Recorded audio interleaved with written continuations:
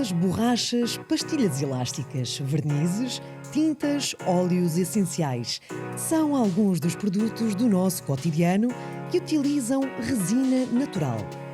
Mas sabia que a resina tem um importante papel na luta contra a desertificação florestal e populacional?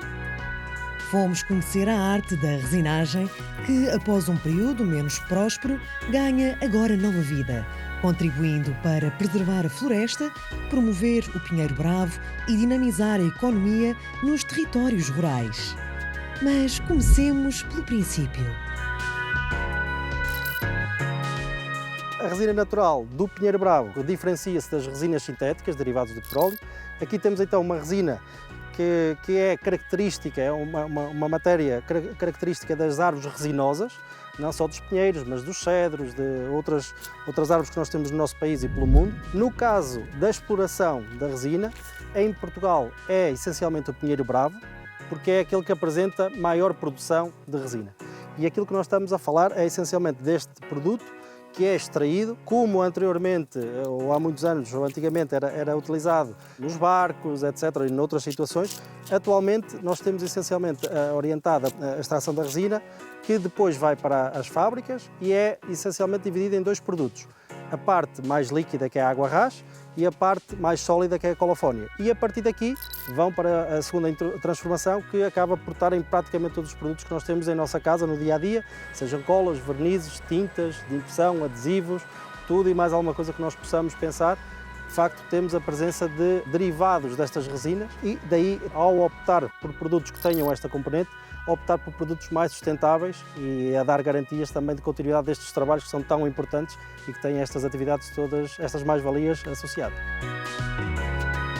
Depois de alguns anos, onde a resina pareceu perder a atenção da indústria, atualmente a extração da resina volta a ser encarada como uma atividade bastante valorizada, não apenas em termos económicos e sociais, mas ao atrair pessoas para trabalhar na floresta como uma ação de preservação e combate aos incêndios florestais.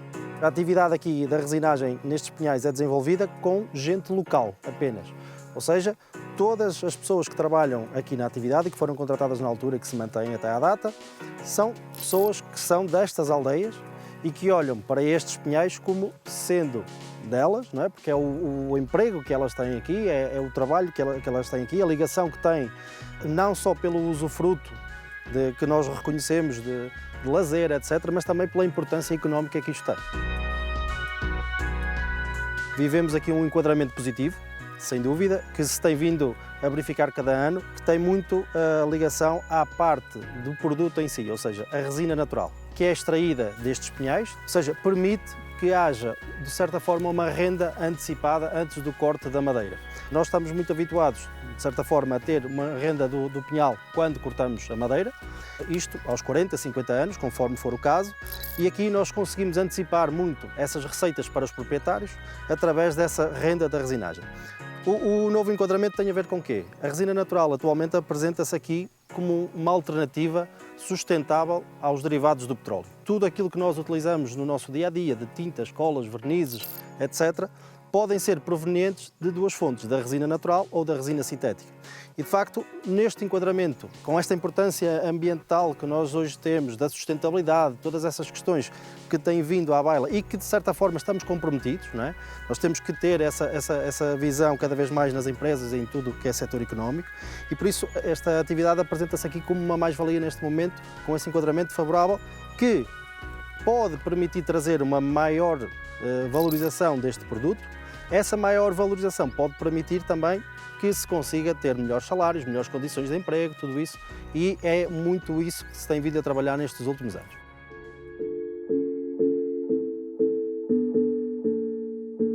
O pinheiro bravo era sobretudo plantado para dele se extrair madeira.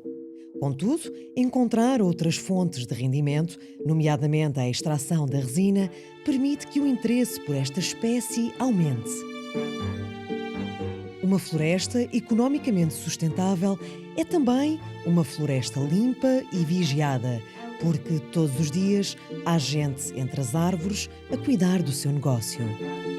Um dos grandes desafios das áreas rurais é essencialmente a fixação e a remuneração conveniente das comunidades que ali persistem. Obviamente que há cada vez mais pessoas que podem estar no momento rural e fazer atividades, digamos, à distância, podem usar a internet desde que haja cobertura e, portanto, pode haver. Mas essas atividades contribuem muito pouco para a sustentabilidade do território envolvente. O grande desafio é que nós, com menos pessoas, porque eventualmente a continuidade das pessoas que houve no passado nos territórios é difícil, porque não há atividades económicas que as suportem, mas que atividades como a resinagem, não só a resinagem, mas como a resinagem, são fundamentais para criar a economia, criar o emprego, criar as condições para que as pessoas, as famílias possam persistir. E como essa atividade exige gente ativa, é uma das formas para poder fixar famílias e comunidades, não é, nestes territórios. Além do produto direto que é retirado da floresta, é preciso também reconhecer os serviços que a floresta presta à sociedade, como é exemplo o sequestro de carbono. É preciso pagar os serviços do ecossistema, porque há as atividades que o fazem. O resineiro, a empresa que faz a resinagem, não só gera um produto útil para o mercado, como também conserva, ajuda a vigiar, ajuda a prevenir incêndios, ajuda a manter a vitalidade daquele pinhal. Portanto, há um conjunto de bens públicos. Esse pinhal produz oxigênio, obviamente, e outros bens que interessam à sociedade. E, portanto, aqui, dada a dificuldade, porque os territórios são difíceis de trabalhar, são íngremes, acidentados, é preciso correr todos estes territórios, portanto, é difícil. Haverá necessidade de remunerar pelos serviços do Estado, compensar esses serviços que são produzidos. Um pouco mais a norte, em Vieira do Minho, o presidente da autarquia explica como a floresta e a resina têm permitido dinamizar o território. A floresta é um desígnio deste Executivo, da Câmara Municipal, juntamente com a nossa agricultura e associado ao nosso turismo, que é a grande fonte de receita aqui do nosso território e que cria e gera muitos postos de trabalho. Sem dúvida alguma que a floresta é uma fonte de riqueza do nosso território, tanto mais que nos anos 50, 60 era a maior fonte de receita do Concelho de Vieira do Minho e, portanto, nós decidimos, este Executivo, valorizar ainda mais a floresta como fonte de riqueza do nosso território. Além de termos 4 equipas de sapadores que diariamente convivem com a floresta, quer nas limpezas, quer na manutenção dos espaços, quer nas acessibilidades e também na vigilância da nossa floresta por causa dos incêndios rurais, sem dúvida alguma que temos agora uma experiência nova de uma equipa de resineiros que está a crescer. Estamos no 2º ano em que de facto estão em atividade e esta equipa de resineiros também serve a esse propósito, que é valorizar os recursos que temos da floresta, nomeadamente dos nossos pinhais, aproveitando a resina e ao mesmo tempo também limpando os territórios, tratando das acessibilidades e fazendo também a parte da vigilância e por isso mesmo esta equipa de resineiros que estão numa associação sem fins lucrativos designada à POSC tem prestado já um serviço de excelência e que a nós muito nos motiva, como também aos vários jovens que estão aqui a gerar postos de trabalho e que certamente os mantém motivados para continuar também a apostar na floresta aqui no nosso território.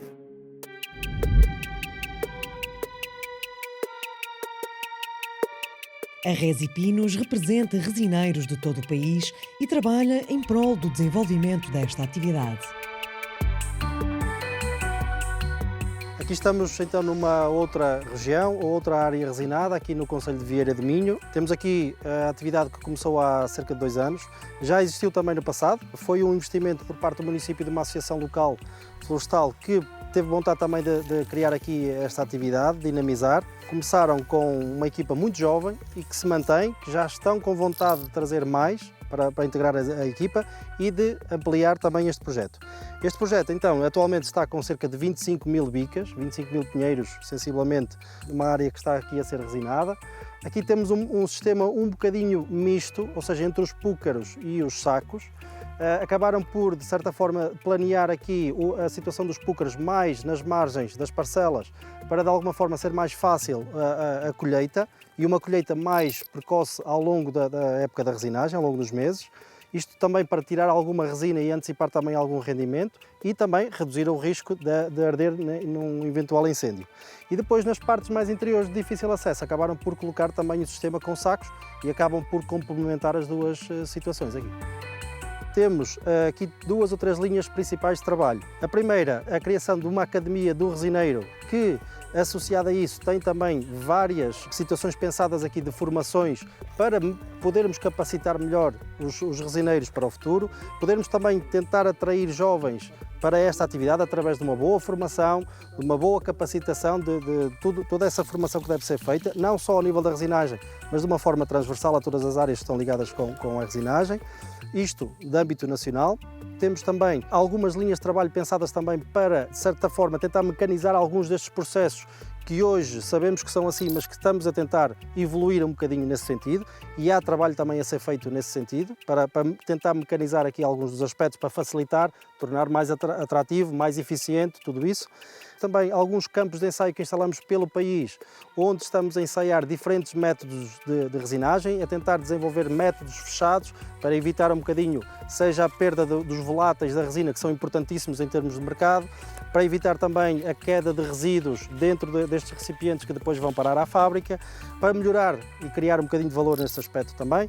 A situação também de criar estimulantes que possam induzir mais a produção de resina e também um bocadinho a componente genética do pinhal, porque sabemos claramente que há pinheiros que resinam bastante e outros com as mesmas características que não resinam tanto, e por isso nós temos que começar a estudar um bocadinho todas essas componentes para conseguir melhorar no futuro.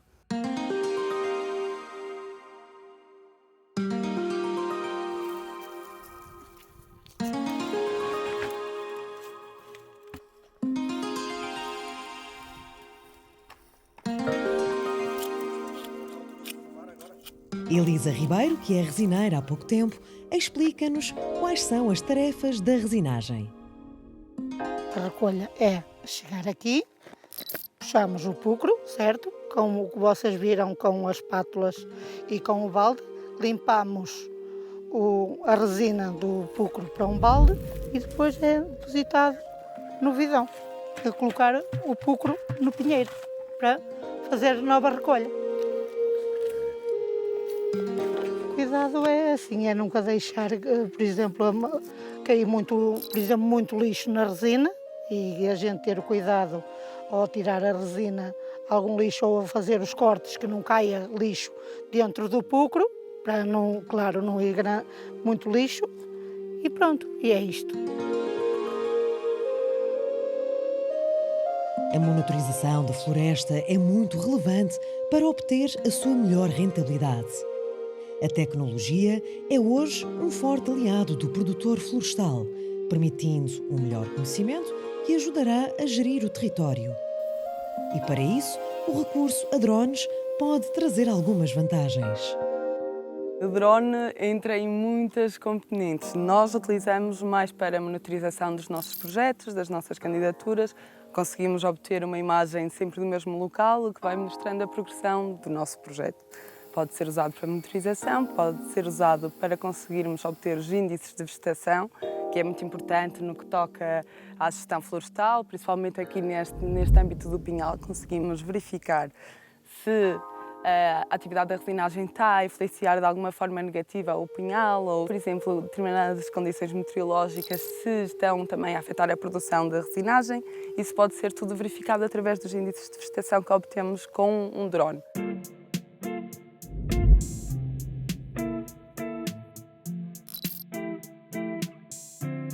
Deixamos por momentos a floresta. Acompanhamos a resina até à fábrica, a Nares, Resinas Naturais, uma empresa familiar que se dedica ao processamento da resina, com uma localização estratégica. Porquê é que se localiza aqui? Porque isto era uma antiga fábrica que já tem mais de 70 anos ou 80 anos. Foi uma fábrica que eu adquiri em 2005, cujo fundador iniciou a atividade desta fábrica em 1950, por aí.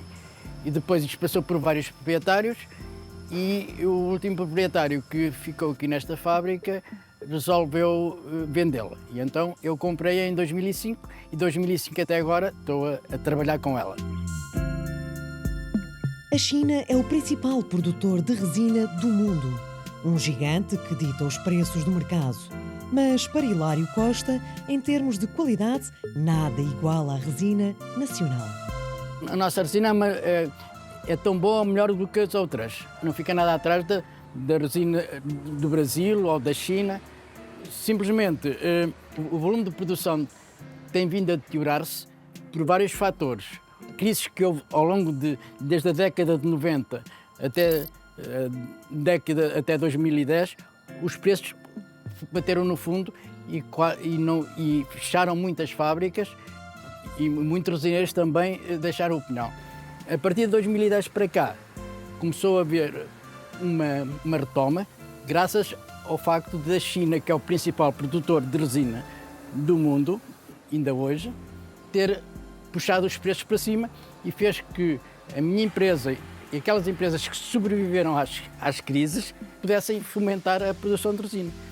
E daí que eu depois, em 2013-14, fundei a Resipinos, que é a única associação que representa o setor da fileira da resina, para poder ainda divulgar mais, fomentar mais e incrementar a produção de resina. A resina, quando chega da floresta, é limpa e, posteriormente, é submetida a um processo que permite obter dois produtos: colofónia e a essência de trebentina, ou água ras. Nós recebemos a resina em tambores metálicos. A resina, depois de estar no nosso parque, é transportada aqui para as cubas de recepção, que nós chamamos as barcas, é a gíria do setor. Portanto, ela é descarregada e depois sofre um pequeno aquecimento.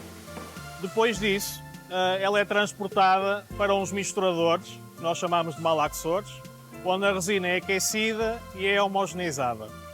Depois disso, nós passamos por uma etapa de crivagem e filtração, onde retiramos os detritos que são próprios da atividade da resinagem. Temos cascas, agulhas, terra, pedras, portanto, tiramos essas impurezas todas da resina e de seguida a resina seca quente para umas cubas de decantação.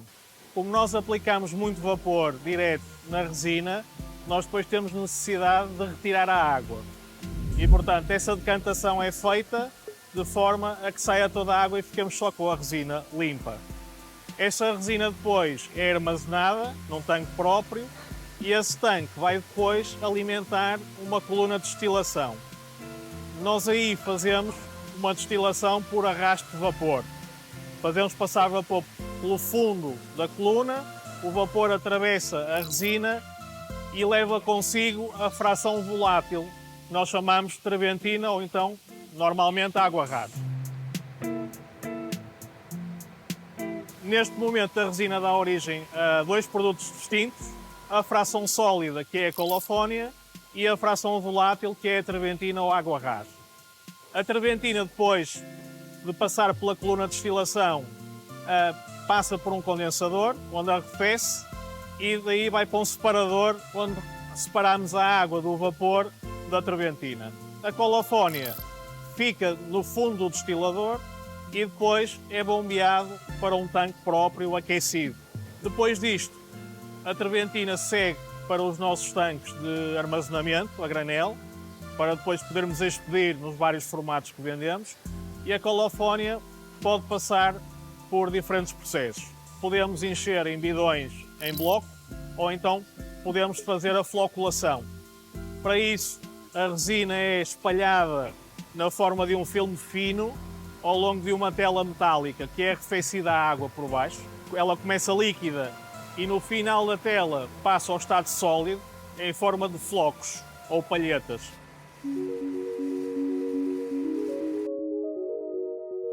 A resina parece ganhar uma nova vida e imprimir uma dinâmica na floresta do Pinheiro Bravo.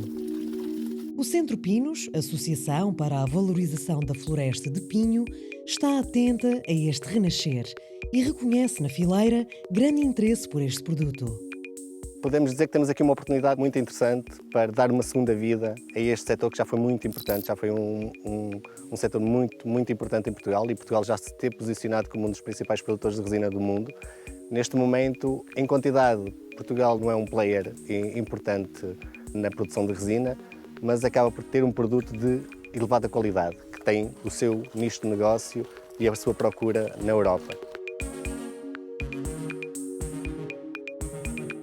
O que nós agora, como fileira e como país, o que estamos aqui a tentar, em conjunto, num grande projeto ligado ao PRR, o Resina Natural 21, que é um grande consórcio liderado pelo Forestwise, pelo Collab Forestwise, e que envolve 37 parceiros desde a parte da produção, a investigação, a indústrias, municípios, autarquias. Estamos a tentar alavancar os vários setores para que se posicionem com maior competitividade neste mercado da resina.